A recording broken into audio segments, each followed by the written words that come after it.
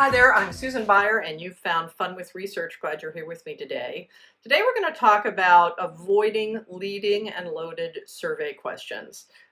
This is a pretty common thing that people ask about. Sometimes they get confused between leading and loaded. Both of them are bad because both of them skew your survey results and mess up anything you thought you were getting. So what are leading and loaded questions? So leading questions are ones where you are trying to get a respondent, knowingly or unknowingly on your part, to answer a particular way. So a good example of a leading question is, do you love our service? Well, that's asking the question in a particular way that assumes they love the service. One of the things you can do is flip that around and say, do you hate our service? Would you ask that question? Probably not, because you would feel like it made people say, yes, I hate your service. Well, the same is true if you say, do you love your service?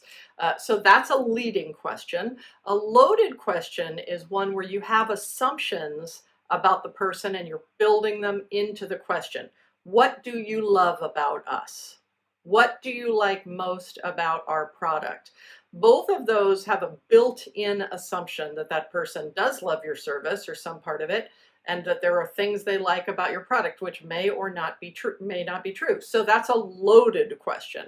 And both of these will skew your result. You know, my friend at Edison Research, Tom Webster, the VP there, super smart guy. He says his job is to allow people to tell you you're wrong. And I couldn't agree with him more. That is the job of a researcher. If you build your survey to give people every opportunity to disagree with you, then if they do turn out to agree with you that your service is great and your product is wonderful and your company is terrific, then that's a true finding. But if you've led people to say that in the way you build your questions, either leading or loaded, you're not really getting the answers that you think you are. So here's some examples. For those leading questions, that's what I want you to do, is flip it like I did. So instead, if you have a question in your survey that says, do you love our company? I want you to flip it and say, do you hate our company? And if that feels weird, it's probably weird. It's probably leading. So find another way to say that, like, how do you feel about our company? And then you give them a range, equal positive and negative options to answer that question. For loaded questions, I want you to take the survey as if you feel exactly the opposite of the way you really do about your company and your product.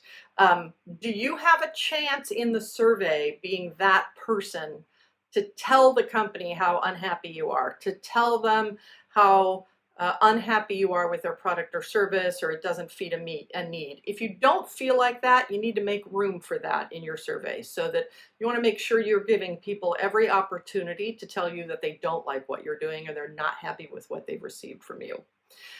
So just as a wrap up, using these leading and loaded questions sometimes happens by accident. It's not that you're doing it intentionally, but they will poison your survey results. So instead, use those techniques to go through your survey, make sure you're giving your respondents every opportunity to tell you you're wrong. And then when they say they love you, you'll know it's true.